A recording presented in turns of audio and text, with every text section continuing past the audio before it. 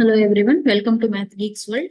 ಇವತ್ತಿನ ಸೆಷನ್ ಅಲ್ಲಿ statistics and analytics ಅಲ್ಲಿರೋ ಆಕ್ಟಿವಿಟಿನ ಯಾವ ತರ ಮಾಡಬೇಕು ಅಂತ ಹೇಳಿ ಕೊಡ್ತಾ ಇದ್ದೀನಿ. ಸೊ ಇವತ್ತು ಹೇಳ್ತಾ ಇರೋದು ಆಕ್ಟಿವಿಟಿ 3.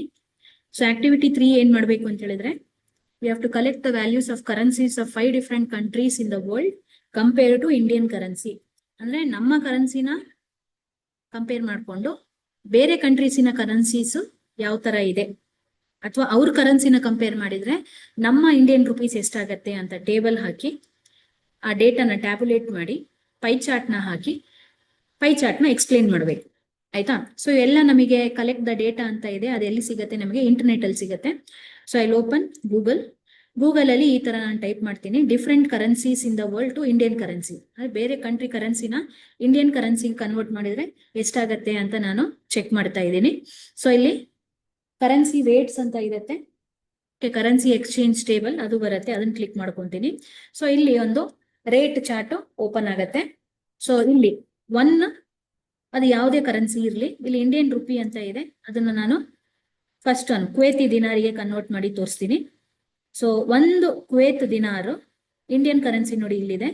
ಸೊ ಒಂದು ಕುವೈತ್ ದಿನಾರ್ ಏನಿದೆ, it is equal to 299.57 rupees. ಅಂದ್ರೆ ಆಲ್ಮೋಸ್ಟ್ ಕುವೈತಿಂದು ಒಂದು ದಿನಾರು 300 rupeesಗೆ ಸಮ ಆಗಿದೆ ನಮ್ಮ ಇಂಡಿಯನ್ ರುಪಿಗೆ. ಸೊ ಆ ವ್ಯಾಲ್ಯೂನ ನಾನು ಬರ್ಕೊಂತೀನಿ. So I'll open here. So ಇಲ್ಲಿ ಸೀರಿಯಲ್ ನಂಬರ್ ಅಂತ ಬರ್ಕೊಂತೀನಿ.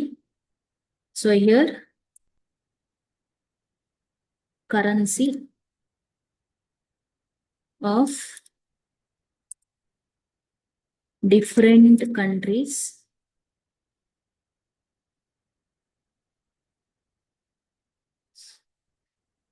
ಇಲ್ಲಿ Indian currency.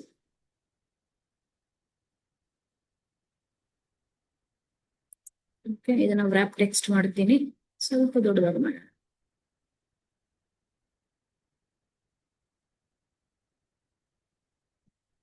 Okay, so I have said 5 countries.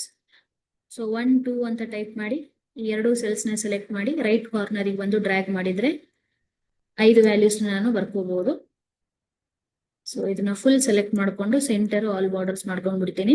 So first ನಾನು ಫೈಂಡ್ ಔಟ್ ಮಾಡಿರೋದಿಲ್ಲಿ ಕುವೈತಿ ದಿನಾರ್, ಅದನ್ನ ಬರ್ಕೊಂತೀನಿ. Kuwaiti dinar. So in Indian rupees it is 300 points ಅಲ್ಲಿ ಇರೋದು, ರೌಂಡ್ ಆಫ್ ಮಾಡ್ತಾ ಇದ್ದೀನಿ. Next I go to US dollars. Okay, US dollar ಮಾಡಿದಾಗ ನೋಡಿ ಇಲ್ಲಿ ಇಂಡಿಯನ್ ರುಪಿ 91.88 ಇದೆ. ಅಂದ್ರೆ 1 US ಡಾಲರ್ ನಮ್ಮ ಇಂಡಿಯಾದಲ್ಲಿ 92 rupeesಗೆ ಸಮ ಆಗಿದೆ. ಸೊ ಅದನ್ನ ನಾನು ಬರೀತೇನೆ, US dollar 92 rupees. Next let us take British pound.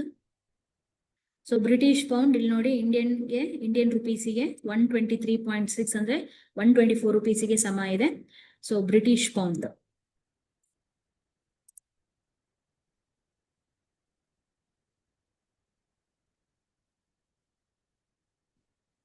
So British pound was 124.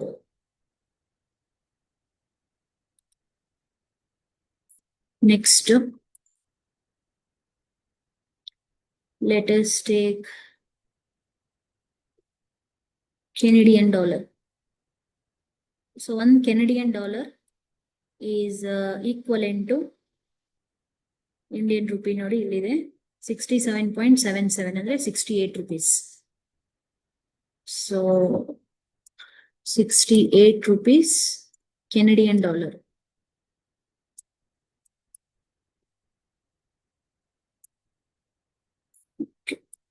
Next ಒಂದು ಕಡಿಮೆ ವ್ಯಾಲ್ಯೂ ತಗೊಳ್ಳೋಣ. ಅಂದ್ರೆ ಯಾವಾಗ್ಲೂ ನಮ್ಮ ವ್ಯಾಲ್ಯೂನೇ, ನಮ್ಮ ಇಂಡಿಯನ್ ಕರೆನ್ಸಿ ಕಡಿಮೆ ಇದು ಬೇಡ. Let us take some other value.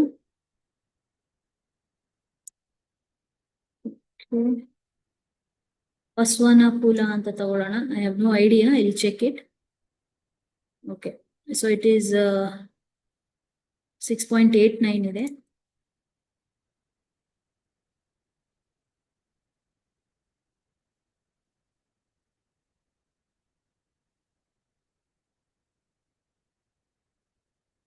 Japanese yen.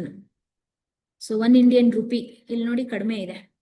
So Japanese N consider ಮಾಡಿದ್ರೆ 1 Indian rupee, sorry 1 Japanese yen is equal to 0.58 ಅಂದ್ರೆ 0.6 ಪೈಸೆ. ಅಂದ್ರೆ ನಮ್ ಕರೆನ್ಸಿ ಜಾಸ್ತಿ ಇದೆ compare to Japanese yen. So ಇದು ಒಂದು ತಗೊಳ್ಳೋಣ. ಸೊ ಜಪಾನೀಸ್ ಎನ್ 0.6 ಅಂತ ತಗೊಳ್ಳೋಣ. ಇಲ್ಲಿ 0.6 ಜಪಾನೀಸ್ ಎನ್. ಓಕೆ. ಸೊ ಈ 5 ವ್ಯಾಲ್ಯೂಸ್ ನ ಬರೆದಾದ್ಮೇಲೆ ನಾನು ಗ್ರಾಫ್ ಹಾಕ್ಬೇಕು. ಗ್ರಾಫಿಗೆ ನಾನು ಹೆಡಿಂಗ್ ಸಮೇತ ಸೀರಿಯಲ್ ನಂಬರ್ ಬಿಡಬೇಕು. ಹೆಡಿಂಗ್ ಸಮೇತ ನಾನು 5 ವ್ಯಾಲ್ಯೂಸ್ ನ ಸೆಲೆಕ್ಟ್ ಮಾಡಿ ಇನ್ಸರ್ಟಿಗೆ ಹೋಗ್ಬೇಕು. ಇದರಲ್ಲಿ ಬೇರೆ ಬೇರೆ ರೆಕಮೆಂಡೇಶನ್ಸ್ ಇದೆ. ಈ ಸರ್ಕ್ಯುಲರ್ ಗ್ರಾಫ್ ನ ನಾವು ಪೈ ಚಾರ್ಟ್ ಅಂತ ಹೇಳೋದು. ಇದನ್ನ ಸೆಲೆಕ್ಟ್ ಮಾಡಿ 2 ಡೈಮೆನ್ಷನಲ್ ಚಾರ್ಟ್ ನ ಹಾಕೋಬೇಕು. ಸೊ ಇಲ್ಲಿ ನಮಗೆ ಪೈ ಚಾರ್ಟ್ ಬಂತು. ಸೊ ಇದರಲ್ಲಿ ನನಗೆ ಓಕೆ ಪರ್ಸೆಂಟೇಜ್ ಇರೋದು ಇರ್ಲಿ. ಓಕೆ. ಸೊ 1 2 3 4 5 ಆಲ್ಮೋಸ್ಟ್ 0.6 ಅಂದ್ರೆ 0% ಬಂದಿದೆ. ಓಕೆ. ಸೊ 0 ಬದಲು ಲೆಟ್ ಅಸ್ ಟೇಕ್ 1 ಅಂತ ತಗೊಳ್ಳೋಣ. ಏನಾಗುತ್ತೆ ನೋಡೋಣ.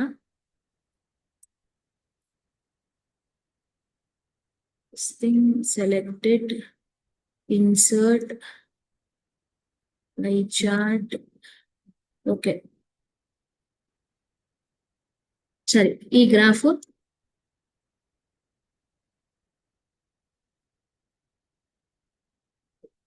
ಓಕೆ. ಈ ಪೈ ಚಾರ್ಟ್ ನೋಡಿ ಏನ್ ತೋರಿಸ್ತಾ ಇದೆ. Major portion is blue. Blue ಅಂದ್ರೆ ಯಾವ ಕಲರ್ ಇಲ್ಲಿ? ಕ್ವೇತಿ ದಿನಾರ್. ಅಂದ್ರೆ it indicates that highest value all over the world currency ಇರೋದು ಕ್ವೇತಿ ದಿನಾರ್. ನೆಕ್ಸ್ಟ್ ಅತಿ ಕಡಿಮೆ ಇರೋದು ನಾನ್ ತಗೊಂಡಿರೋ ಡೇಟಾದಲ್ಲಿ ಅತಿ ಕಡಿಮೆ ಇರೋದು ಜಪಾನೀಸ್ ಎನ್. ಅದ್ರದ್ದು 0% ಬಂದ್ಬಿಟ್ಟಿದೆ, ಅತಿ ಕಡಿಮೆ ಆಯ್ತು. ನೆಕ್ಸ್ಟ್ ಹೈಯೆಸ್ಟ್ ಇರೋದು grey colour. Grey colour is British pound. You can see 124 is next highest. Next 16% ಇದೆ. 16% ಅಂತ ಹೇಳಿದ್ರೆ ಇಲ್ಲಿ orange colour. Orange colour US dollar. US dollar is 92. Okay. ಆಮೇಲೆ 12% ಇದೆ. 12% is yellow colour Canadian dollar, that is 68. Okay.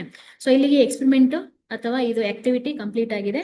So ನೀವು ನಾನೇನಿಲ್ಲಿ activity 3 heading table ಬರ್ದಿದ್ದೀನಿ, ಅದನ್ನ ನೀವು A4 ಸೈಜ್ ಪೇಪರ್ ಅಲ್ಲಿ ಬರ್ದು ಫುಲ್ ಇದು ಫಸ್ಟ್ ನೀವು ಎಕ್ಸೆಲ್ ಅಲ್ಲಿ ಮಾಡಬೇಕು. ಎಕ್ಸೆಲ್ ಅಲ್ಲಿ ಮಾಡಿ ಇದು A4 ಸೈಜ್ ಅಲ್ಲಿ ಬರ್ದು ಪೇಪರ್ ಅಲ್ಲಿ ಈ ಗ್ರಾಫ್ ನ ನೀವು ಕಲರ್ ಪ್ರಿಂಟ್ ತೆಗೆದು ಪೇಸ್ಟ್ ಮಾಡಬೇಕು. ಸೊ ಆಲ್ರೆಡಿ ಫಸ್ಟ್ ಆಕ್ಟಿವಿಟಿ 2 ಅಲ್ಲಿ ಯಾವ ತರ ಮಾಡ್ಬೇಕಂತ ಹೇಳಿದ್ದೆ. ಅಗೇನ್ ಸ್ನಿಪ್ಪಿಂಗ್ ಟೂಲ್ ನ ಓಪನ್ ಮಾಡ್ಕೊಂತೀನಿ. Snipping tool. ಸೊ ಇದು ಆಲ್ರೆಡಿ ಓಪನ್ ಇತ್ತು ಅಂತ ಈ ಗ್ರಾಫ್ ತೋರಿಸ್ತಾ ಇದೆ. ಅದಿಲ್ಲ ಅಂತ ಹೇಳಿದ್ರೆ ಬ್ಲಾಂಕ್ ತೋರಿಸುತ್ತೆ. ನ್ಯೂಗೆ ಹೋಗಿ ಅಗೇನ್ ಇದನ್ನ ಸೆಲೆಕ್ಟ್ ಮಾಡ್ಕೊಂತ ಇದ್ದೀನಿ ನಾನು. ಓಕೆ. ಸೊ ಒಂದು ವರ್ಡ್ ಫೈಲ್ ಆಲ್ರೆಡಿ ಓಪನ್ ಮಾಡ್ಕೊಂಡಿದ್ದೆ, ಅದರಲ್ಲಿ ಹಿಸ್ಟೋಗ್ರಾಮ್ ಇನ್ ಫಿಗರ್ ಇದೆ. ಇಲ್ಲಿ ಬಂದು ಎಂಟರ್ ಅಂತ ಕೊಟ್ಟು ಕಂಟ್ರೋಲ್ V ಅಂತ ಮಾಡಿದ್ರೆ ಇನ್ನೊಂದು ಗ್ರಾಫ್ ಬಂತು. ಇದು ಒಂದೇ ಶೀಟ್ ಅಲ್ಲಿ ಬಂದಿದೆ. ನೀವೇನ್ ಮಾಡಬಹುದು, ಇದು ಒಂದು ಶೀಟ್ ನ ನೀವು ಕಲರ್ ಪ್ರಿಂಟ್ ತೆಗೆದು ಕಟ್ ಮಾಡಿ ಆಕ್ಟಿವಿಟಿಗೆ ಅಂಟಿಸಿದ್ರೆ ಆಯ್ತು. ಆಯ್ತಾ? ಈ ಶೀಟ್ ನ ನೀವು ಸೇವ್ ಮಾಡ್ಕೋಬೇಕು. ಅಂದ್ರೆ ಈ ವರ್ಡ್ ಫೈಲ್ ನ ಸೇವ್ ಮಾಡ್ಕೊಂಡು ನೀವು ಈ ವರ್ಡ್ ಫೈಲ್ ನ ಓಪನ್ ಮಾಡ್ಕೊಂಡು ಪ್ರಿಂಟ್ ಕೊಟ್ರೆ ನಿಮಗೆ ಇದು ಪ್ರಿಂಟ್ ಸಿಗತ್ತೆ. ಅದನ್ನ ನೀವು ಎಕ್ಸೆಲ್ ಶೀಟ್ ಅಲ್ಲಿ ಪೇಸ್ಟ್ ಮಾಡಿದ್ರೆ ಆಯ್ತು. ಸೊ ಪೇಸ್ಟ್ ಮಾಡಿದ ಮೇಲೆ ನೀವೇನ್ ಮಾಡಬೇಕು, ಪೈ ಚಾರ್ಟ್ ನ ಎಕ್ಸ್ಪ್ಲೇನ್ ಮಾಡ್ಬೇಕಾಗತ್ತೆ. This is the third activity. Okay. So ಇಲ್ಲಿಗೆ ಆಕ್ಟಿವಿಟಿ ಕಂಪ್ಲೀಟ್ ಆಯ್ತು.